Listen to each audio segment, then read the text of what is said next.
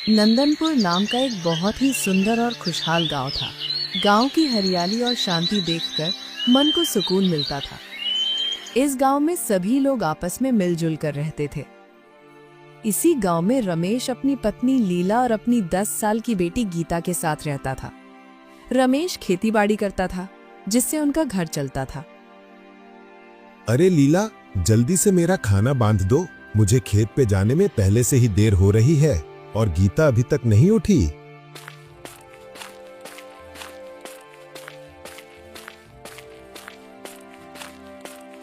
ये लीजिए, आज मैंने आपकी पसंद की बैंगन की सब्जी बनाई है। अब शिकायत मत करना। वाह, बैंगन की सब्जी की खुशबू तो लाजवाब है। चलो ठीक है, अब मैं चलता हूँ, काम बहुत है।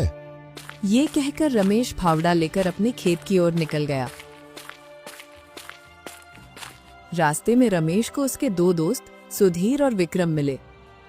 अरे रमेश भाई, आज खेत पर इतनी देर से क्यों?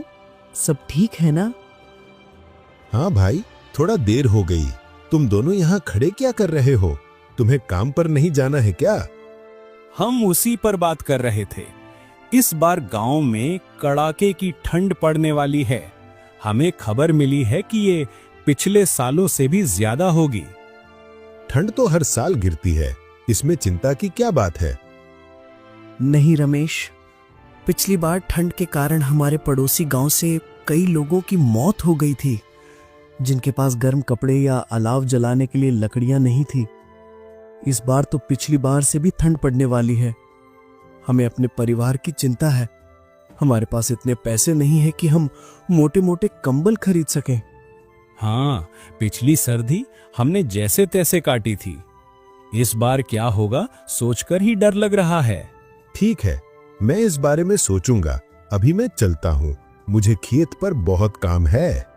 इतना बोलकर रमेश खेत की ओर निकल जाता है। रमेश खेतों में काम कर रहा था, तभी उसे ठंड से बचने और बहुत सारा पैसा कमाने की तरकीब दिखाई देती है।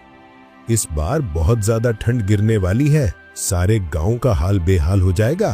क्यों ना मैं जंगल से लकड़ियां काट कर जमा कर लूं, और जब कड़ाके की सर्दी गिरेगी तो मैं उन्हें अच्छी कीमतों पर बेचूंगा।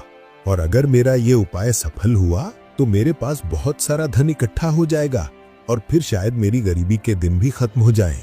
फिर रमेश कुदाल लेकर घर की ओर निकल जाता है। कुछ देर बाद रमेश घर पहुंच जाता है। अजी, क्या बात है? आज आप खेत से बहुत जल्दी लौट आए। कोई समस्या है क्या, या फिर आपकी तबीयत ठीक नहीं है? अरे नहीं लीला, मैं जब खेत पर जा रहा था तब सुधीर और विक्रम से मेरी मुलाकात हुई। उन्होंने बताया कि इस बार गांव में कड़ाके की ठंड गिरेगी, इसलिए मेरे मन में एक योजना आई है कि मैं जंगल से सूखी लकड़ियां काटकर इकट्ठा कर लूं, और जब खून जमा देने वाली ठंड गिरे तब मैं उन्हें बेचकर बहुत सारा पैसा कमाऊं। हाँ, आपकी बात तो बिल्कुल सही है। हम ये कर तो सकते हैं। मानना पड़ेगा रमेश जी, आपका दिमाग तो मेरी जुबान से भी तेज चलता है। हाँ ठीक है, अब मैं जंगल से लकड़ियां काटने के लिए जा रहा हूँ, और तुम ये बात किसी को भी मत बताना, नहीं तो हमारे सारे किए कराए पर पानी फिर जाएगा। नहीं नहीं जी, मैं ये बात किसी को नहीं बताऊंगी। मैं इस बात को खाने की तरह ही पचा लूंगी। दोनों हंसने लग जाते हैं और फिर रमेश कुल्हाड़ी लेकर जंगल की ओर लकड़ियां काटने के लिए निकल जाता है। कुछ दूर चलने के बाद उसे कुछ सूखे पेड़ दिखाई देते हैं। वाह, क्या बात है, यहाँ तो बहुत सारे सूखे पेड़ हैं। मैं अब लकड़ियां काटना शुरू करता हूँ। दूसरी ओर गांव के कुछ लोगों की चर्चा चल रही थी। सामू भाई, क्या तुम जानते हो कि इस बार गांव में कड़ाके की ठंड गिरने वाली है? मुझे तो बहुत ही चिंता हो रही है। मैं सब जानता हूँ तुम्हें किस चीज की चिंता हो रही है। तुम ऐसे भी 2 से 3 दिन में एक बार नहाते हो, और जब ठंड आती है तो तुम 15 से 20 दिन में एक बार नहाते हो। हाँ हाँ, जैसे कि तुम हर दिन नहाते हो। बड़े बुजुर्ग कह गए हैं कि दूसरों को बुरा कहने से पहले खुद के गिरेबान में झांक लेना चाहिए। भले ही मैं 15 से 20 दिन में एक बार नहाता हूँ, लेकिन मैं तुमसे सुंदर ही दिखता हूँ। और अगर यकीन ना हो तो सारे गांव वाले से पूछ लेना। हाँ, ये बात तो सही है।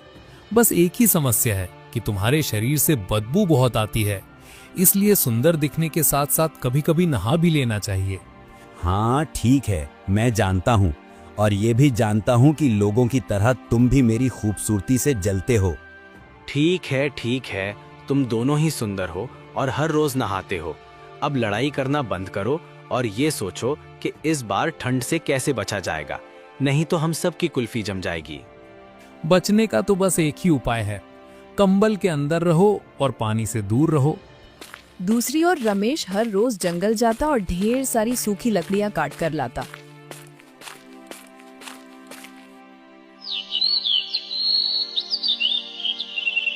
एक दिन सुबह जब कुल्हाड़ी लेकर रमेश लकड़ी काटने के लिए जा रहा था, तभी उसे सुधीर और विक्रम रोक लेते हैं। अरे रमेश भाई, तुम ढेर सारी सूखी लकड़ियां हर रोज काटकर क्यों ला रहे हो? अरे भाई, तुम तो जानते ही हो कि मेरी पत्नी को खाना बनाने का कितना शौक है। वो हर रोज तरह तरह के पकवान बनाती है, जिसके कारण काफी सारी लकड़ियां चूल्हा जलाने के लिए लग जाती हैं। इसीलिए मुझे हर रोज लकड़ियां काटने के लिए जंगल जाना पड़ता है। लेकिन रमेश भाई, हमें तो ये पहली बार पता लगा कि तुम्हारी पत्नी खाना बनाने की शौकीन है। हमने पहले ऐसा कभी नहीं सुना है। फिलहाल छोड़ो, तुम कह रहे होगे तो सही ही होगा। सुधीर और विक्रम को रमेश की बात सुनकर कुछ अजीब लग रहा था, लेकिन उन्होंने इन बातों पर ज्यादा ध्यान नहीं दिया। कुछ दिन इसी तरह बीत गए। रमेश जंगल जाता और सूखी लकड़ियां काट कर लाता। अब उसके पास बहुत सारी लकड़ियों का भंडार हो गया था। कुछ ही दिन बाद गांव में ठंड गिरना भी शुरू हो गई थी। रमेश अपने घर के बाहर एक बोर्ड लगा देता है, जिसमें 1 किलो लकड़ी की कीमत 10 रुपए लिखी थी। जब सभी गांव वाले वो बोर्ड देखते हैं, तो उन्हें रमेश की सारी चतुराई का पता चल जाता है कि वो क्यों हर रोज सूखी लकड़ियां काटने जंगल जाता था। भाई, क्या तुमने रमेश के घर के बाहर वो बोर्ड देखा जिसमें 1 किलो लकड़ी की कीमत 10 रुपए लिखी है? रमेश ने बहुत ही चतुराई दिखाई है। वो जंगल से फ्री में लकड़ियां काटकर हमें 10 रुपए किलो बेच रहा है। हाँ भाई, तुमने बिल्कुल सही कहा। हर रोज जब रमेश जंगल में सूखी लकड़ियां काटने जाता था, तब हम उससे पूछते थे कि तुम इतनी सारी लकड़ियों का क्या करोगे? तब वो हर रोज कुछ न कुछ बहाने बना दिया करता था। हमें तो तभी उस पर शक हो गया था, लेकिन हमें यह नहीं पता था कि वो ऐसा काम कर सकता है। अरे तो अब इसमें सोचने वाली कौन सी बात है? रमेश से 10 रुपए किलो लकड़ी खरीदने से बढ़िया है कि हम सभी कल जंगल जाएंगे और हम भी सूखी लकड़ियां काटकर लेकर आएंगे। ये बात जब रमेश को पता चलती है, तो वो चिंता में पड़ जाता है, क्योंकि अब उसका लकड़ी बेचने का व्यापार सफल नहीं हो पाएगा। अरे लीला, क्या तुमने सुना है? गांव के लोग कल सूखी लकड़ियां काटने के लिए जंगल जा रहे हैं। अगर वो सूखी लकड़ियां काट लेंगे तो हमसे लकड़ियां कोई भी नहीं खरीदेगा और मेरी सारी मेहनत पर पानी फिर जाएगा। हाँ जी, आपने बिल्कुल सही कहा। काश कोई ऐसा चमत्कार हो जाए कि कल गांव वाले लकड़ियां काटने जा ही ना पाए। हाँ, अब हम सिर्फ ऊपर वाले के भरोसे ही रह सकते हैं। कुछ ही देर बाद रात हो जाती है। दोनों पति पत्नी खाना खाकर सो जाते हैं, लेकिन रात में ठंड के साथ साथ आसमान में ठंड बादल छा जाते हैं और कुछ ही देर में बहुत तेज ठंड की बारिश होने लगती है। साथ साथ ठंड भी बहुत ज्यादा बढ़ जाती है, जिससे कि अब जंगल में एक भी लकड़ियां काटने नहीं जाते हैं। जब रमेश और लीला इतनी सारी ठंड देखते हैं, तो वो बहुत ही खुश हो जाते हैं। अजी देखिए, लगता है ऊपर वाले ने हमारी सुन ली और रात को ठंड की बारिश करवा दी। हाँ, तुमने बिल्कुल सही कहा। गांव वालों ने अपने आप को बहुत ही बुद्धिमान समझा था, लेकिन उनकी सारी बुद्धिमानी धूल में मिलकर रह गई और अब मैं लकड़ियां 10 रुपए किलो बेचने के बजाय 20 रुपए किलो बेचूंगा। नहीं नहीं, आप 10 रुपए किलो ही लकड़ियां बेचो। अगर हम 20 रुपए किलो लकड़ियां बेचेंगे तो ये सीधे सीधे लोगों को लूटना हो जाएगा। ऊपर वाले ने आपकी मेहनत को बचाने के लिए ठंड की बारिश करवा दी और अब आप इसका गलत फायदा ना उठाएं। मेरी आपसे विनती है कि आप लकड़ियों का दाम 10 रुपए किलो ही रखें। मैं लकड़ियों का दाम 10 रुपए ही रखता, लेकिन गांव वालों ने अपनी चतुराई दिखाकर अच्छा नहीं किया। और रात को जो ठंड की बारिश हुई है वो ऊपर वाले का संदेश था कि गांव वालों को सबक सिखाया जाए। इसीलिए मुझे तुम्हारी राय की कोई जरूरत नहीं है। मैं लकड़ियां 20 रुपए किलो ही बेचूंगा। अपने पति की ये बात सुनकर लीला को बहुत ही दुख होता है और रमेश अपने घर के बाहर लगे बोर्ड को बदल देता है और उसमें 20 रुपए किलो लकड़ियों का दाम लिख देता है। ये देख गांव वालों को बहुत ही गुस्सा आता है, लेकिन वो कुछ नहीं कर सकते थे। देख रहे हो शामू भाई, गांव में कितनी ज्यादा ठंड पड़ रही है। हमारे पास तो थोड़ी सी ही लकड़ियां हैं, हम इसे ही जलाकर इस ठंड से राहत पाने की कोशिश कर रहे हैं। हाँ, तुमने बिल्कुल सही कहा। हमारे पास तो थोड़ी भी लकड़ियां नहीं हैं, इसलिए हम तुम्हारे घर आग की गर्मी लेने आए हैं। क्या तुम्हें पता है, जब ठंड की शुरुआत हुई थी तो रमेश ने लकड़ियों का दाम 10 रुपए किलो रखा था, लेकिन जब ठंडियां बढ़ चुकी हैं तो उसने लकड़ियों का दाम 20 रुपए किलो कर दिया है। वो सरासर लोगों को लूट रहा है। तुम्हारी बात बिल्कुल सही है। हमने जंगल से सूखी लकड़ियां काटने का विचार किया था, लेकिन रात में ही बहुत तेज ठंड गिरने शुरू हो गई, जिसके कारण अब हम चाहकर भी कुछ नहीं कर सकते हैं। अब हमें अगर और लकड़ियां चाहिए तो हमें रमेश से 20 रुपए किलो लकड़ियां खरीदनी पड़ेगी, क्योंकि आग ही हमें इस जानलेवा ठंड से बचा सकती है। फिर सभी मायूस और लाचार होकर बची खुची लकड़ियों से आग तापते हैं। दूसरी ओर रमेश का लकड़ी बेचने का व्यापार बहुत ही अच्छा चल रहा था। सभी गांव वाले उससे ही सूखी लकड़ियां खरीद रहे थे और उसकी बहुत ही अच्छी आमदनी हो रही थी। धन के साथ साथ उसके अंदर घमंड भी आ गया था। एक दिन उसके पास एक बुजुर्ग आदमी आता है जो कि ठंड से बहुत ही कांप रहा था। बेटा, मुझे बहुत तेज ठंड लग रही है। दया करके मुझे थोड़ी सी लकड़ियां दे दो, मगर मेरे पास तुम्हें देने के लिए पैसे नहीं हैं। माफ करिएगा, मैंने खून पसीना एक करके ये लकड़ियां जंगल से काटी हैं, इसीलिए मैं ये आपको मुफ्त में नहीं दे सकता। अगर आपके पास पैसा है तो लकड़ियां ले जाइए, वरना आप यहाँ से जा सकते हैं। नहीं नहीं बेटा, ऐसा मत कहो। मुझे बहुत तेज ठंड लगी रही है और मेरे पास गर्म कपड़े भी नहीं हैं।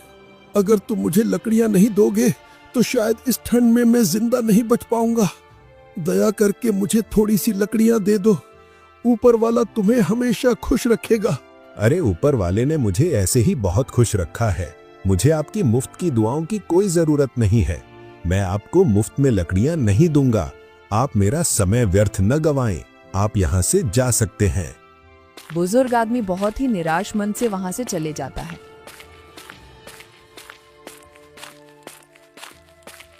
रमेश के पास पैसे के साथ साथ अहंकार भी आ गया था और उसे शायद ये पता नहीं था कि अहंकार ही इंसान के अंत का कारण होता है।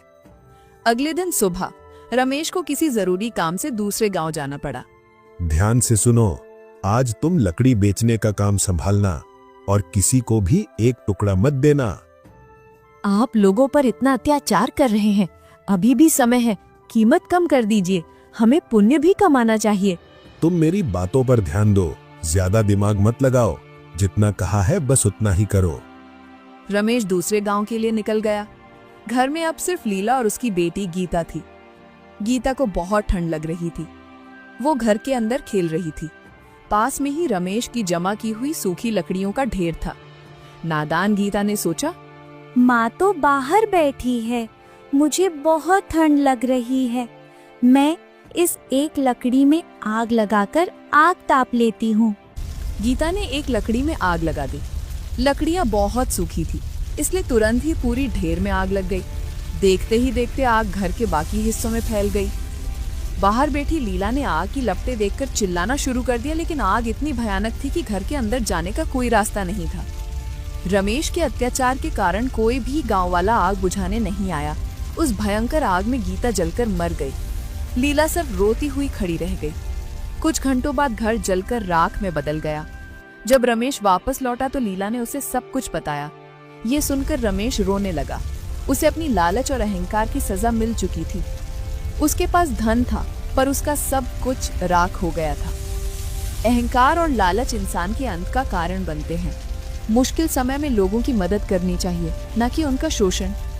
दोस्तों, कैसी लगी आपको ये कहानी? अगर कहानी आपको पसंद आई हो तो वीडियो को लाइक करिएगा और हाँ, चैनल को सब्सक्राइब भी करें। धन्यवाद।